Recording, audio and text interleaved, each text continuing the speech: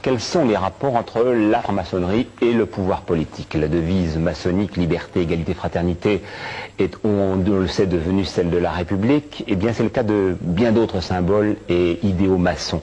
Mais dès qu'il s'agit d'aborder le sujet de l'influence maçonnique dans la vie politique française, les portes, vous le verrez dans quelques instants, ne s'ouvrent pas si facilement. On se retrouve tout de suite pour en parler avec un reportage qui devrait vous étonner.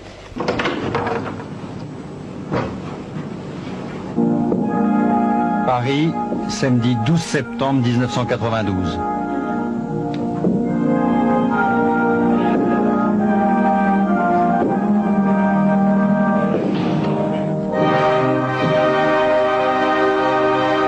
Tabou. Franc-maçonnerie et politique, un sujet tabou. Tous les soirs, des francs-maçons se réunissent dans ce temple du Grand Orient, rue Cadet, à Paris. Et parmi eux, des ministres, des députés, des maires. Ça regroupe donc les députés, les sénateurs et les membres du gouvernement qui sont effectivement donc membres de la franc-maçonnerie.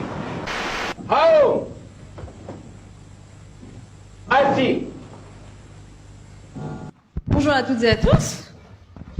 Madame la grande maîtresse de la Grande Loge de France féminine, chère Marie-Thérèse Besson.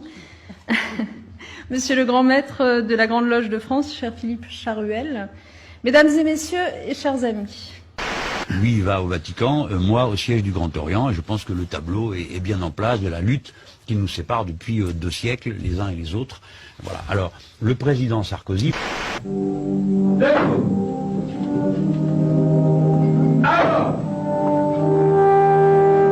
Alors oui, c'est très dangereux. Les francs-maçons ici sont particulièrement bien placés pour connaître les aberrations que de tels sites vers lesquels vous pouvez alors être renvoyés peuvent véhiculer.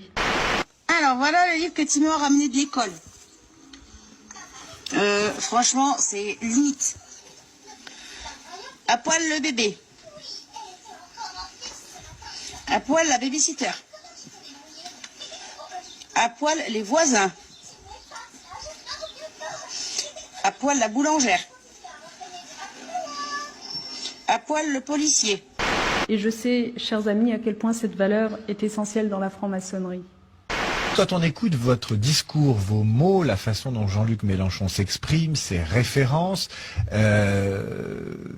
il y a un tropisme maçonnique presque, non? Oui, clairement, je suis très lié au courant des Lumières, ça c'est clair. Pour moi, c'est tout le reste est une intendance. Tous les maçons du monde entier pratiquent le même pas lorsqu'ils entrent dans un temple. Que ça soit Voltaire, que ça soit Montesquieu, que ça soit Washington, que ça soit Goethe, ils ont tous fait ce pas. C'est important puisque la maçonnerie renvoie à un socle de conviction et finalement... Oui, on a dit que c'était la religion de la République. Et que Dieu, dignité, amour, liberté, égalité, fraternité. Amour. Je vous remercie, Madame, pour cette intervention et je crois que tous les francs-maçons ici présents se sont tout à fait retrouvés à travers vos propos sur l'école. La maîtresse. Est-ce que vous avez toujours une influence politique? Oui, certainement. L'influence de la maçonnerie est même peut-être plus importante encore, voyez-vous, que sous la Troisième ou la Quatrième République. Elle se place à un autre niveau, autre part. Où ça? Écoutez, il n'y a pas aujourd'hui d'associations, de groupements, de syndicats dans lesquels les francs-maçons ne se trouvent et aux postes de responsabilité les plus éminents. On sait tout sur la franc-maçonnerie. On sait tout, vous n'avez pas la révélation du secret. Vous avez le comportement, une grosse partie du comportement, et ce que les maçons doivent faire, et comment ils doivent se comporter. C'est le mode d'emploi, mais ce ne sont pas les secrets. Voilà, c'est le mode d'emploi, mais ce ne sont pas les secrets. L'appartenance à la franc-maçonnerie doit pas être d'un niveau politique, ne doit pas être public. Attendez, c'est que ce soit l'appartenance à la maçonnerie ou à la religion, je pense qu'un élu ne doit pas montrer quelque chose à ce sujet. Si je l'étais, vous ne vous le direz pas, mais ne l'étais étant pas, je ne vous le dirai pas non plus. Vous allez au Grand Orient en tant qu'invité ou comme membre? Mais ça vous regarde pas. Est-ce que vous êtes franc-maçon? Le problème ne s'est jamais posé. Je suis déjà juif, c'est déjà pas mal, non? Et vous pensez qu'ils vous prennent pour des cons? Et vous avez raison. Mais eux aussi, parce que depuis le temps qu'ils vous prennent pour des cons, avouez que vous êtes vraiment des cons. Oui, comme ça, voilà. Qu'est-ce qu'on dit? On me dit, à moi mes frères. Moi, je vais vous remettre une médaille de la Grande Loge féminine de France, de manière à ce que... Voilà. Voilà.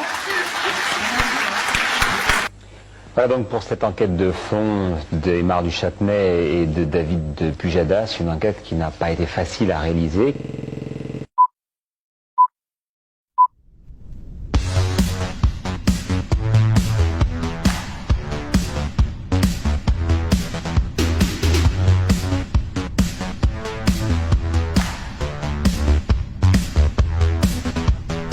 Je vais vous montrer une pièce qui est le passeport maçonnique quand on va visiter des loges à l'étranger.